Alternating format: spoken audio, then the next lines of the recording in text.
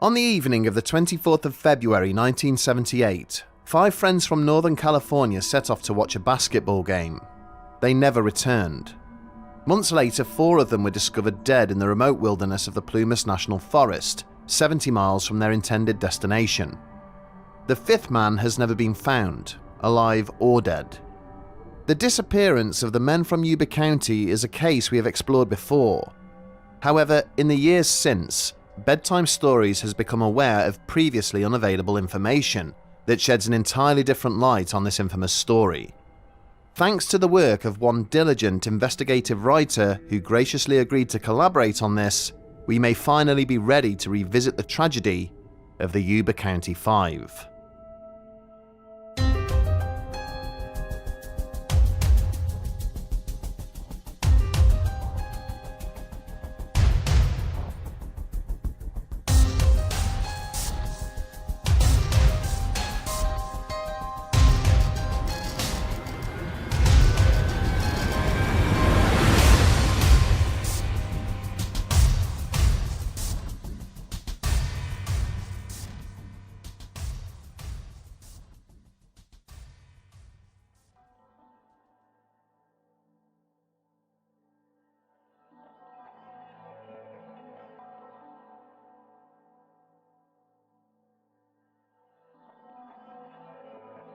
Before we begin, we must acknowledge the work of author Tony Wright. In early 2024, after years of research and first-hand interviews, Tony published Things Aren't Right: The Disappearance of the Yuba County Five. His book provides the foundation for this continuation, and Tony himself has very kindly wrote this episode.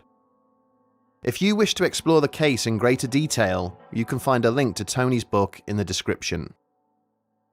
In investigating this case, Tony examined police files, testimony, and family memories to produce the most comprehensive account to date. His work has not only uncovered new insights, but has also challenged many long-standing misconceptions about the men at the heart of this story. For too long, the disappearance of the Yuba County Five has been framed around their supposed disabilities, with the men often dismissed as helpless or childlike. This characterization is misleading. Each of them had strengths, routines, and personalities that their families knew well. They were socially awkward at times, but they were not the dimwits some commentators have since cruelly labelled them as.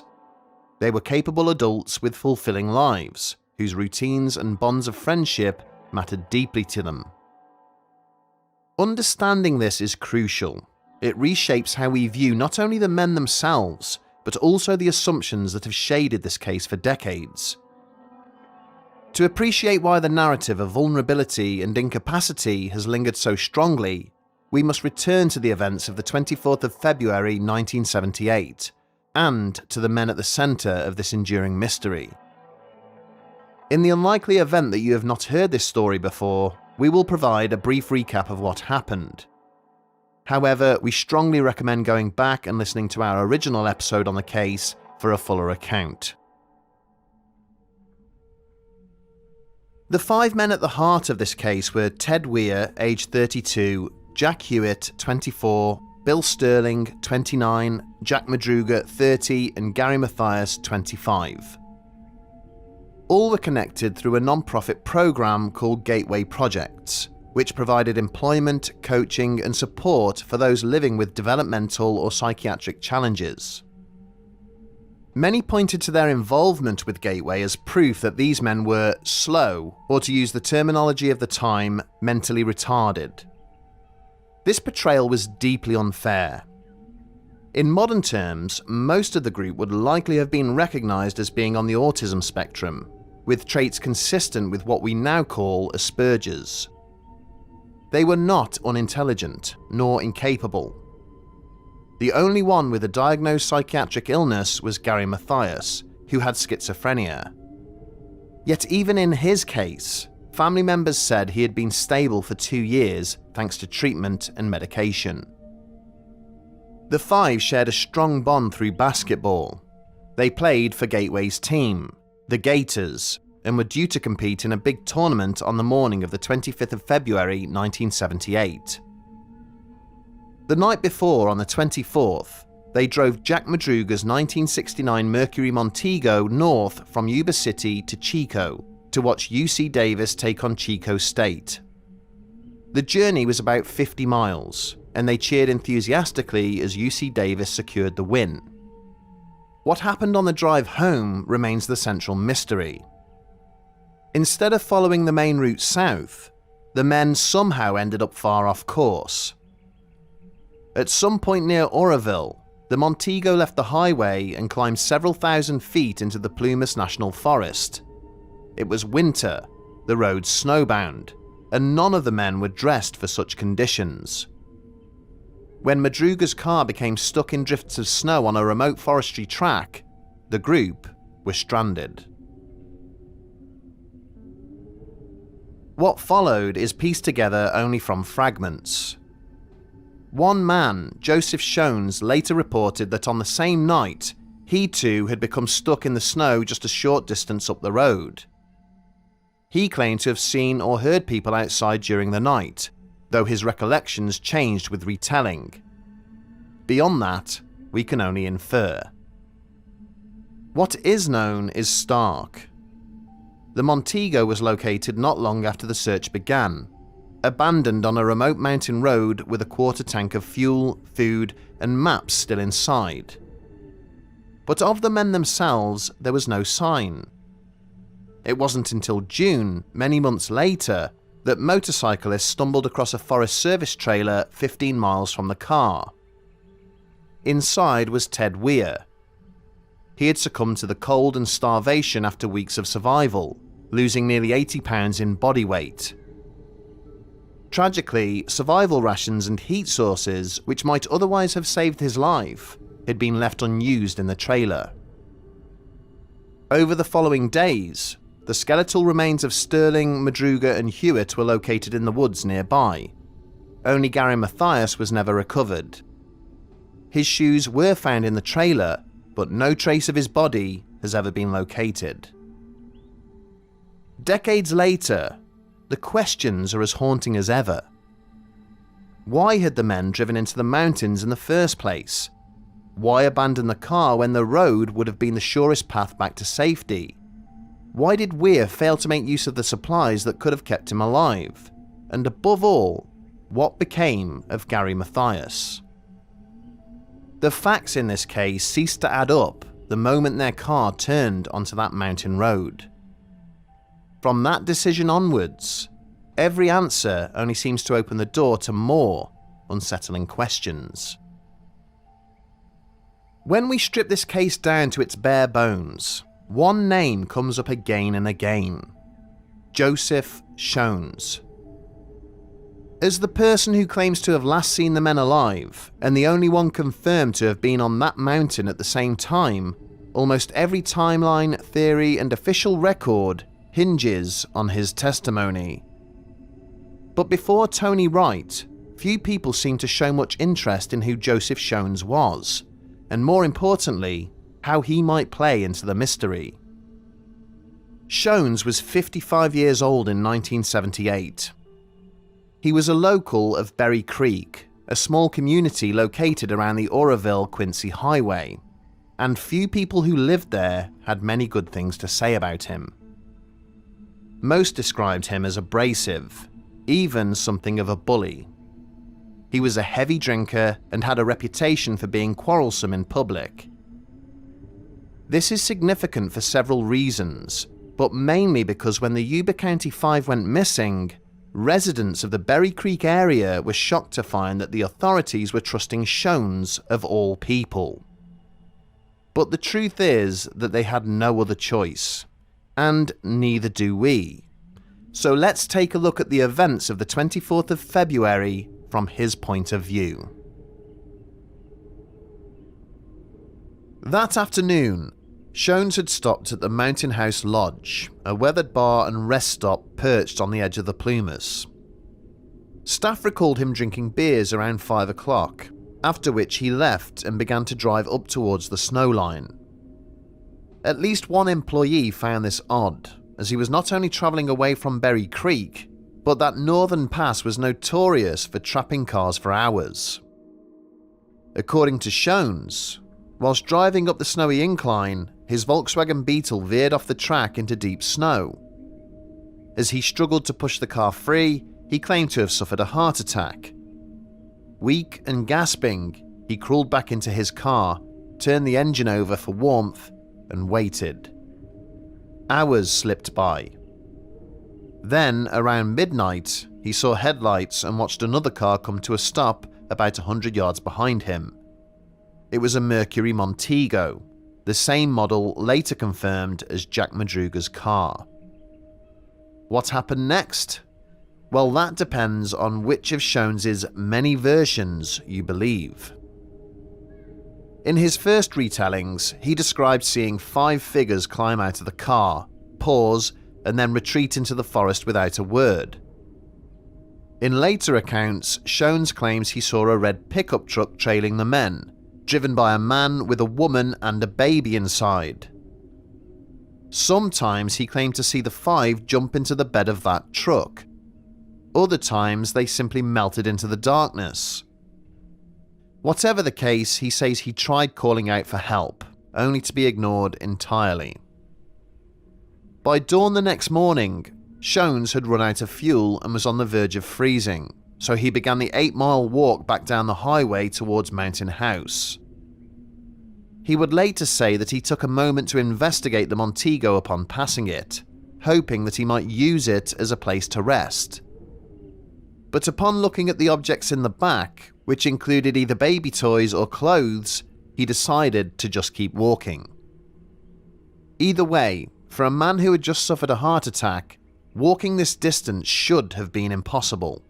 But after hours of what he described as torturous progress, he arrived at Mountain House. Employees say he entered the lodge, ordered water and aspirin, and began talking.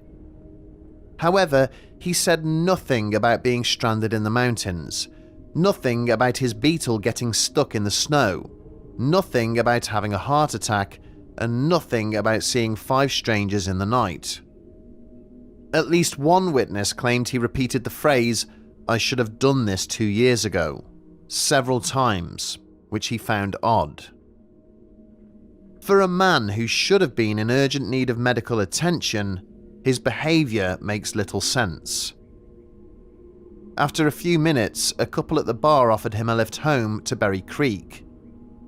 Along the way, they say he complained constantly about the man's driving, which would again seem unusual for someone who had nearly died on a frozen highway just a few hours earlier.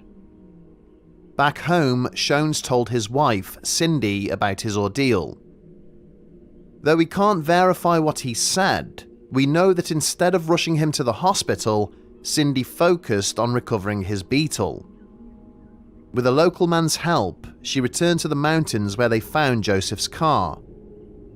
As he had claimed, the battery was dead and the fuel tank was empty, but more importantly, they saw another vehicle abandoned nearby, the Mercury Montego. It wasn't until the following day that Joseph was taken to the hospital. But here, we once again run into verification problems, namely the fact that the medical records of his stay seem to have disappeared. Cindy would also claim that he was inconsolable and unable to talk about what had happened the night before without breaking down. Once more, this seems to run contrary to his behaviour in the bar the previous morning, where he appeared completely unshaken. It was only in the ensuing weeks that Shones inserted himself into the narrative surrounding the missing men. He gave interviews to law enforcement, newspapers, and even the worried families. However, it seemed that this story changed depending on the day and with whom he was talking. Sometimes he mentioned drinking only a beer or 2, other times 6 or more. Sometimes there was a truck with a man, woman, and baby, and sometimes there wasn't. To police, he hinted that the men may have been abducted. To journalists, he suggested that they had simply ignored him. And yet he remained the only witness who could place them on that road. The contradictions led many to doubt him. Some thought he might be angling for the $10,000 reward, adjusted for inflation, the families had offered for information. Others wrote him off as lonely, embellishing or even fabricating stories to gain attention. But there is also the possibility that he was hiding something darker.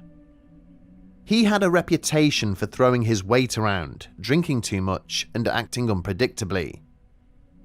Some wondered if he had perhaps crossed paths with the five men and played at least some role in their decision to leave their car that evening. Because even to this day, the idea that the men would abandon the shelter of the car leaves people baffled. According to the vehicle's specifications, it could have idled for anywhere from 5 to 8 hours on a quarter tank of fuel, long enough to keep them warm through the night. The only way the men, two of whom had military training, would leave that relative security would be if it was not safe on that road for some reason. This has led many to focus on the sometimes there, sometimes not factor in Shones' story. The red truck. If this part of his tale is genuine, then there were others present that night. As to what role, if any, they played in the men's disappearance, it is all lost in the ever-shifting recollections of Joseph Shones. For nearly half a century, the case of the Yuba County Five has generated theories, some tame, some bizarre. The problem is that few, if any, can satisfy the four key mysteries at the heart of the story. Why did they turn up that road instead of going home? Why did they leave the car after getting stuck? Why did one or more of them live for several weeks or possibly even months in a trailer filled with food and provisions, and never once attempted to seek help? Lastly, what became of Gary Mathias? Many agree that it's possible the men were chased up the mountain road. If they were hiding from someone, it would explain why they abandoned the car and why they chose to stay in the trailer. But who was chasing them, and why? Previously mentioned theories about potential altercations after the basketball game can somewhat be dismissed. They would almost certainly not have stopped at the convenience store for snacks if someone was pursuing them, and they would have likely not driven the 23 miles to Oroville before deciding to make a run for the mountains. If they needed help, the city would have been the best place to find it. But what if the altercation took place in Oroville? Mathias had friends there, so it might have been a potential stop. And since the men were adults in good spirits, it's not impossible to imagine them stopping somewhere else along their route. This matters because, back then, the town was considered quite rough around the edges, with a reputation for drunken fights and unsavoury company. With their perceived disabilities and awkward social skills, the men would, unfortunately, have been prime targets for locals looking to cause trouble. Some have suggested that Madruga and his friends could have been harassed, mocked, and chased away. In that scenario, driving into the Plumas may have been a desperate attempt to shake pursuers. This might also explain why there was an open California road map found in the back seat. Had the men been looking for a way off the road before getting stuck? If they had been chased, this would also explain why they would have abandoned their car, as it would have instantly been spotted by their pursuers. For those who think it unlikely that the men would have been targeted so randomly, there is another version of this theory. It focuses on Gary Mathias, the only person who was never found. Some Oroville residents claim that Gary had clashed with some locals in recent months, even getting into a fight with an unknown man at a party.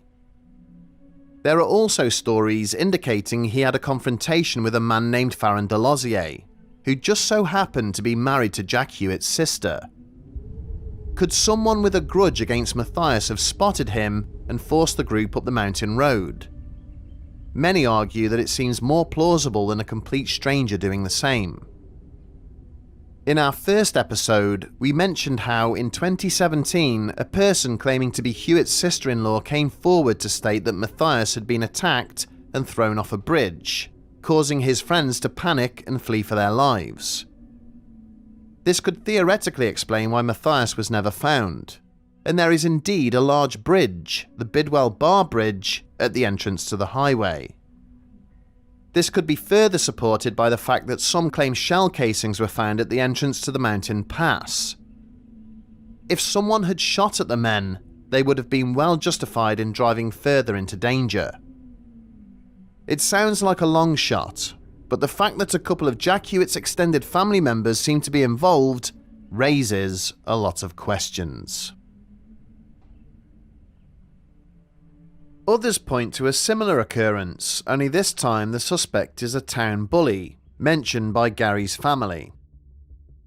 In the 1990s, rumours even circulated that this man had confessed during a church service to leading a group of disabled men to their deaths. No direct witness ever came forward to substantiate the story, but it fed into the idea that someone in the community knew more than they were letting on. It's possible that this has to do with yet another frequently overlooked facet of the story. The fact that Gateway Projects, the local program that supported people with disabilities, had been the subject of targeted harassment for years. Between 1975 and 1976, a local who was never identified set off a spate of arson attacks on Gateway facilities, even setting several cars alight. The most shocking incident came on the 6th of April 1975, when Gateway's director, Donald Garrett, answered a knock at his apartment door and was doused in fluid before being set ablaze. He died almost instantly. The crime was never solved, though rumours swirled about jealous lovers, grudges and feuds.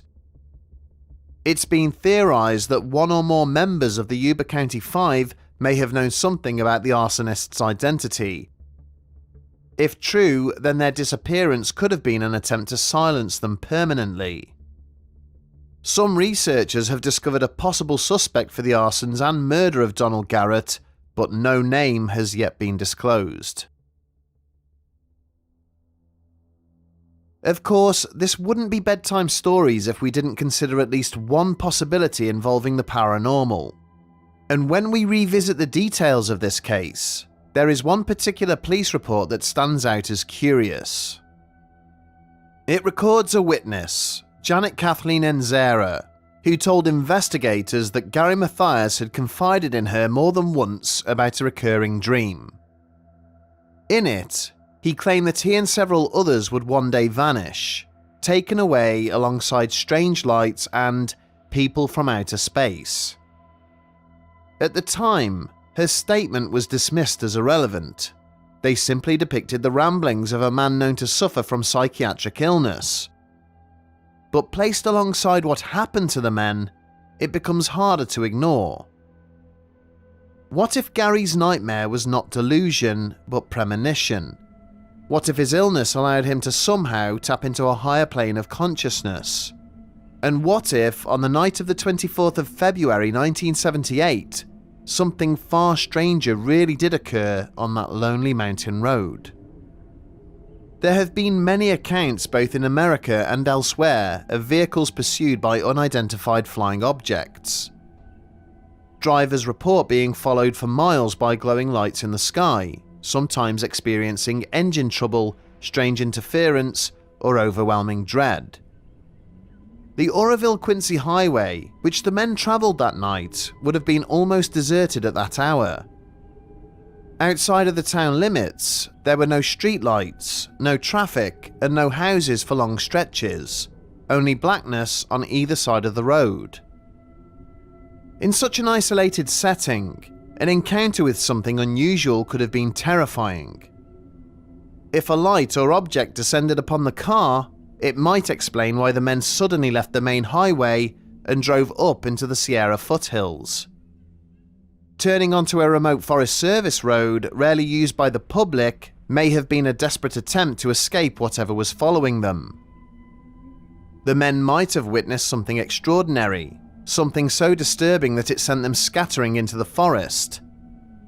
If Gary Mathias had indeed been taken in full view of his friends, the panic that followed could explain why they fled blindly into the freezing wilderness. Their decision to leave the road and the car might not have been a rational choice at all, but a reaction to sheer terror. It is, of course, a far-fetched idea, and most would say an unlikely one. The more plausible explanation is that some very human element, whether foul play, misdirection, or tragic confusion, forced the men off the highway that night and up into the mountains, where events spiraled beyond their control. Which brings us back to Joseph Shones. Many agree that his story is too rife with inconsistencies to be worthwhile. The most interesting part of his tale is not seeing the men, but the possible existence of a red pickup truck on the mountain that night. Was it the pursuers, or were they some locals who attempted to help the stranded men? If it was the latter, and the men did climb into the truck bed, why didn't whoever was driving the truck also help Shones? And how did Weir, if ostensibly rescued, come to spend weeks or even months at a Forest Service trailer? One of the most curious aspects relating to the red truck is Shones' statement that he saw either baby clothes or baby toys in Madruga's car on the morning he headed back down to the lodge. The police reports mention no such items, but since the Montego was not found until the 28th, there would have been plenty of time for someone to come back and retrieve them. Admittedly, Shones' infrequent insistence that there was a woman with a baby in the truck is odd, and would seem to indicate an innocent family stopping to render aid to the men. But if this was the case, why have they never come forward to tell their side of the story? What seems most consistent about Shones' accounts is that he is not a reliable witness. The tale of the heart attack, when coupled with his subsequent 8-mile walk through freezing conditions, does seem far-fetched. With a $10,000 reward in place for those who provided information about the missing men, it seems entirely possible that Shones and even his wife fabricated the entire story. Still, his appearance at the bar that morning indicates that he was on the mountain the previous night, for one reason or another. This leads us to one final, darker possibility. To consider it properly, we need to reiterate just how isolated the road was where the Mercury Montego was discovered. Today it carries a layer of asphalt, complete with road markings, and is relatively easy to travel. But in 1978, it was little more than a narrow Forest Service track, rough, remote, and seldom used by the public. With that in mind, we are left to ask, just what are the odds of a shady character like Joseph Shones being on that very road on that very night, when one of the most enduring mysteries in US history occurred? Thieves often use staged distress like broken down cars in order to take advantage of unsuspecting victims.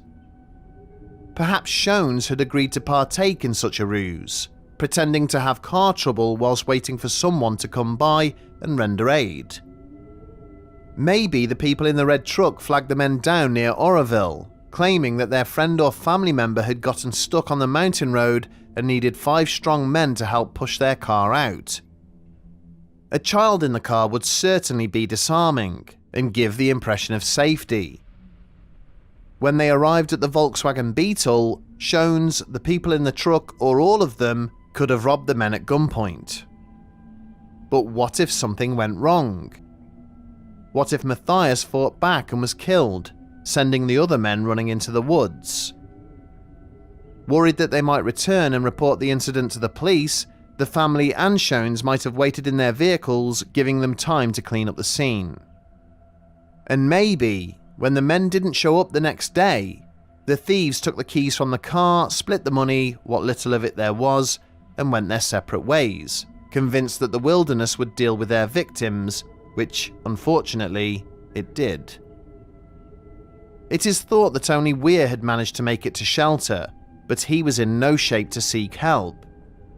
He lived for weeks on what food he could find, but eventually succumbed to the elements.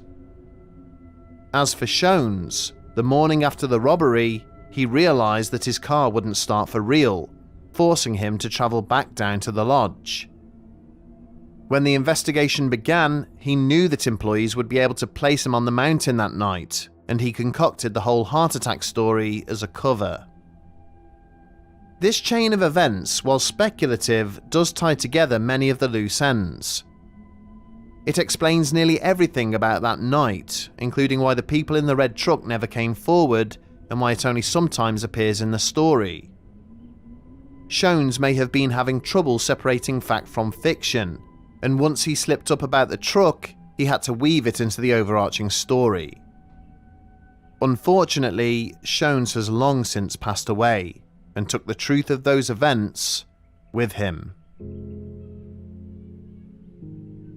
The Yuba County Five did not simply vanish.